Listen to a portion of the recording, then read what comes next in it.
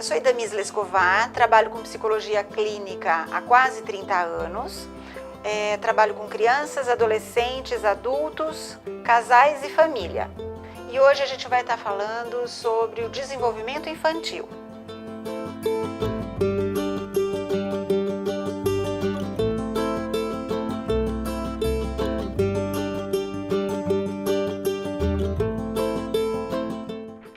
A infância é um período da fase do nosso ciclo de vida que tem muitas transformações.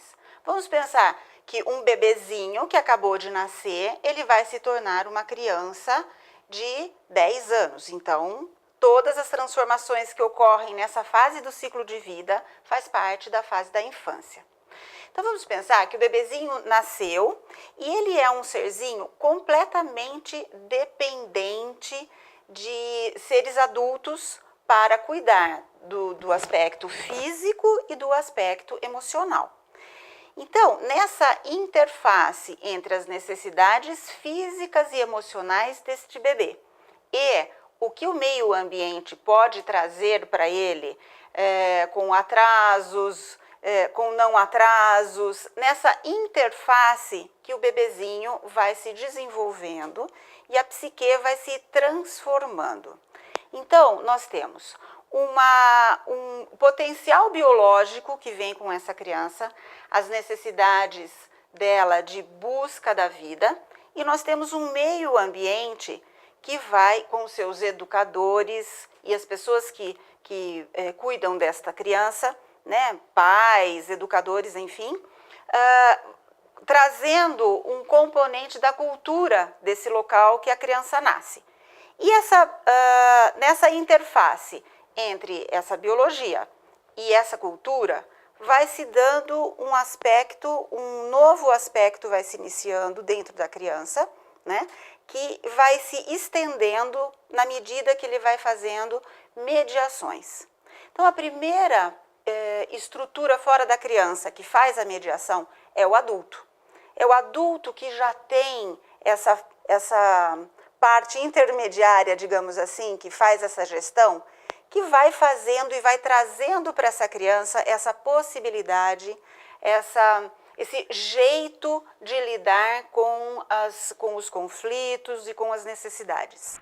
A gente tem a biologia, a gente tem a cultura e a gente tem, primeiro no bebezinho, um aspecto que ele ainda não desenvolveu, que a gente chama na psicanálise de ego, né? O ego vai sendo construído na medida que o id e o superego vão trazendo as suas necessidades, né? Porque tanto o meio ambiente quanto a biologia dessa criança vão demandando desta criança. Bom, na primeira fase, quando o bebezinho nasce, vamos pensar num nenenzinho com 1 dia, 2 dias de vida, né? Ele é um neném que ele precisa ser completamente acolhido. Então, o que a gente imagina, né? O nenê estava lá dentro da barriga da mãe e ele tinha o contorno da barriga, né? Veio para esse meio aqui e ficou sem contorno. Então, o que a gente precisa dar para um bebê recém-nascido? A gente precisa, além de alimento, calor, né, essas coisas mais básicas que a gente já sabe, a gente precisa dar contorno, a gente precisa fazer holding com esse bebê, porque o contorno vai dar a perspectiva que esse bebê não está solto, né? Ele não se sente angustiado por estar solto. Então, por isso que antigamente eles embalavam o nenenzinho no cueirinho para dar sustentação, né? Hoje o que a gente faz? A gente coloca o bebezinho no bercinho e coloca todas as almofadinhas em torno, que é justamente para a gente poder promover essa sensação de acolhimento para o bebê. Então, o bebezinho recém-nascido, o que ele precisa? Ele precisa de contorno e ele precisa de contato de olhar. Então, como o desenvolvimento é céfalo-caudal, né, nesse primeiro momento, a gente está trabalhando muito com esse anel ocular. O bebezinho, ele está mielinizando, né, a neurologia desta região preponderantemente. Então, o que a gente precisa dar nesse momento é contato de olhar, olhar nos olhos dos nenéns. Eles não enxergam exatamente tudo que a gente enxerga com detalhes, mas eles enxergam o T, né? E eles fazem contatos profundos.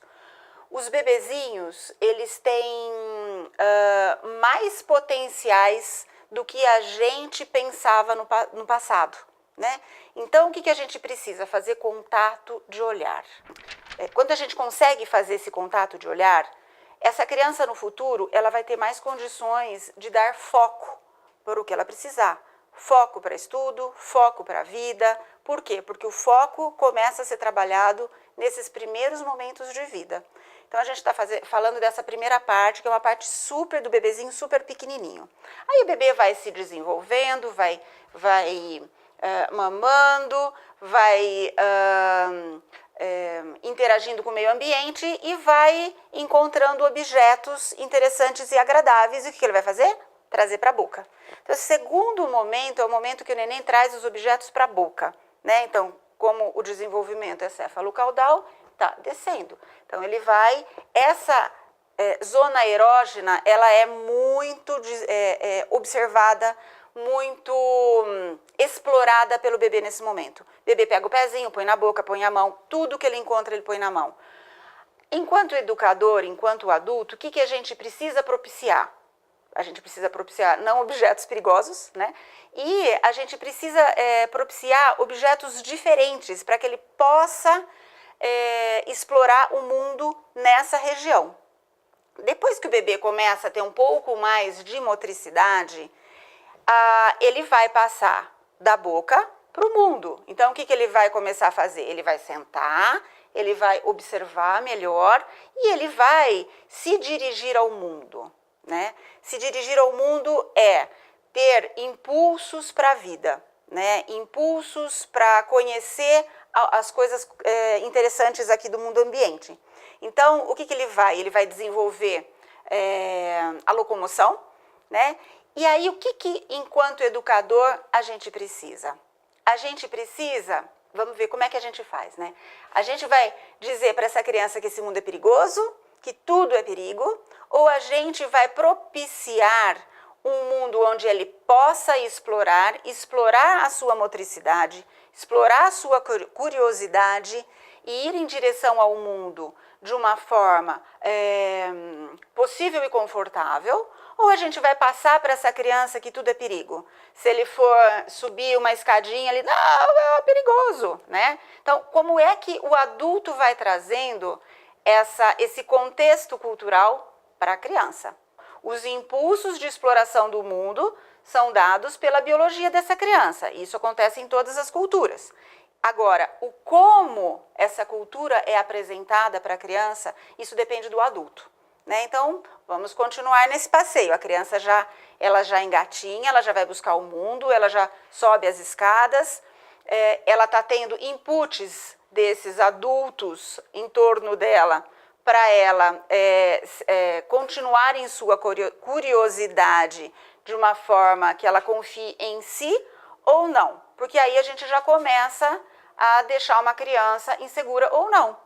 Se esse mundo ele é completamente perigoso, se a gente apresenta para a criança esse mundo completamente perigoso, o que ela vai entender? Ela vai entender que ela não pode, que ela tem que bloquear esse impulso de ir para a vida, né? Então, como que a gente vai fazendo essa mediação? Bom, a criança já está engatinhando, daqui a pouquinho ela vai começar a andar. Mais uma coisa na questão do engatinhar, a importância do engatinhar, né? Por que é importante que a gente deixe a criança engatinhar, né? Muitos ou dão aquela cadeirinha de andar, não me lembro como chama aquilo lá, aquele andador, né? E outros nem permitem que a criança engatinhe para não sujar a roupa, né? Então, assim, qual a importância do engatinhar, né? No engatinhar, a criança vai fazendo esses movimentos e ela vai estar lidando com os 4 membros simultaneamente. Então, ela vai ter que trabalhar essa musculatura aqui da cabeça para olhar para o mundo. Ela vai trabalhar a musculatura da coluna inteira e ela vai distribuir o peso dela na musculatura inteira da coluna, dando condições para essa criança, no futuro, ter uma estruturação muscular melhor do que uma criança que só andou. Quando a criança só anda e pula a etapa do engatinhar, ela sobrecarrega a região lombar e não dá condições para essa região cervical se desenvolver. Então, a importância da criança engatinhar e poder ver o mundo nessa perspectiva ainda de como a pequena, né? Bom, aí ela vai, do engatinhar, ela vai passar para andar, né? E aí ela vai soltar as mãos. E aí quando ela solta as mãos, ela descobre um universo novo, porque ela pode, além de chegar onde ela quer, ela pode pegar o que ela quer. E aí é uma fase que dá muito trabalho para o adulto, né? A criança está mais ou menos com 1 ano, aí no momento que ela começa a andar, né? Em torno de 1 ano, um pouco mais, enfim. Cada criança tem seu ritmo, importantíssimo olhar isso. Uma criança que não tem nenhuma deficiência, se ela demorar um pouco a mais para engatinhar. Mamães, não fiquem nervosas, porque o neném da amiga já anda e o seu bebê ainda não anda, ele vai andar, né? Se ele não tiver nenhuma dificuldade neuromotora, ele vai andar, mas ele vai andar no tempo dele. O que a gente precisa fazer? Nem estimular em demasia e nem oferecer tudo na mão da criança. Porque quando a criança faz e a gente vai lá, oferece o que ela quer, ela vai demorar mais para aprender a falar, porque ela resolve tudo e ela vai demorar para ir ao encontro do que ela deseja, né? Por quê? Porque o mundo serve esta criança. E na realidade, no mundo adulto, a gente sabe que não vai ser assim. Então, como que a gente vai, criança a criança, escolher qual será a melhor forma de educar essa criança nesse momento, né? Isso é muito pessoal, é muito singular, porque a criança é única nesta fase do desenvolvimento, única com aquele educador único que tem a sua criança interna. Então, tudo isso está acontecendo ao mesmo tempo. Então, bom, vamos lá, a criança continua andando e ela fala ainda, ela não tem uma linguagem articulada, né? Algumas vezes ela já emite alguns sons, algumas palavras, tal, mas ela não consegue efetivar uma frase. Então, essa criança ainda está no mundo muito concreto. A gente fala que a simbolização da criança, ela ainda está muito concreta, ligada à concretez mesmo das coisas, né? Eu quero aquele objeto e ela não simboliza como ela vai simbolizar aos 3 anos, numa linguagem articulada, no mundo da fantasia. De 1 a 2 anos a criança vai explorar o mundo e o mundo vai responder de alguma forma. Aos 2 anos de idade, a criança ela vai estar em torno do momento do controle do esfíncter. E aí a região erógena vai passar da boca para o ânus. Então, o que acontece? Fazer cocô é a coisa mais importante para essa criança nesse momento. E aí ela entende que o cocô dela domina o mundo. Como que ela entende isso, né? Tá tirando a fralda, a criança chega lá no mundo onde ela está vivendo, todo mundo pronto para sair em casa, e ela fala, vou fazer cocô.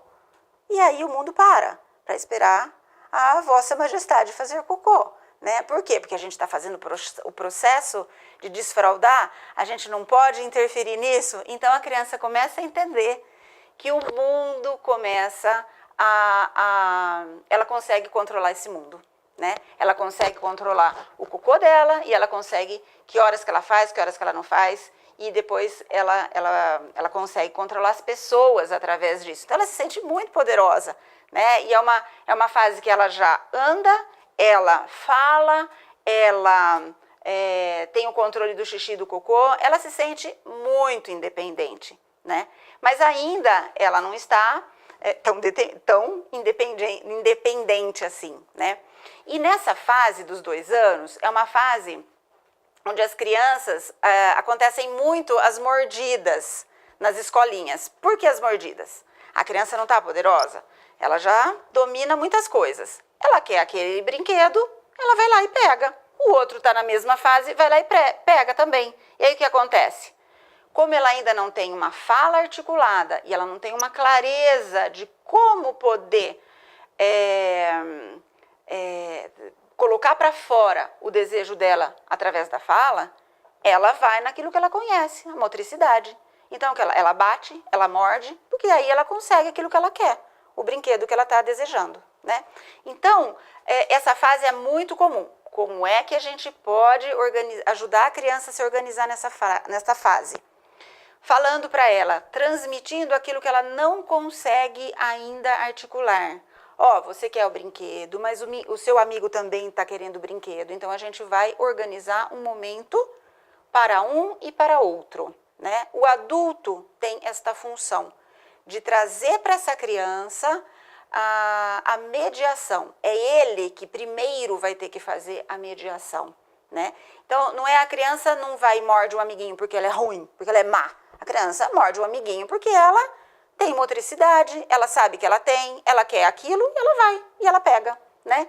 Então, como que a gente vai conduzindo isso? A gente vai conduzindo, fazendo a mediação através da fala nossa, do adulto, através do entendimento daquilo que a criança está sentindo e verbalizando para a criança o que ela está sentindo, né? Ó, agora você está muito brava porque você quer o brinquedo do seu amigo, mas o seu amigo já estava brincando, a gente tem que esperar ele terminar de brincar com esse brinquedinho, vamos brincar com outro, e aí a gente oferece outras opções para essa criança também.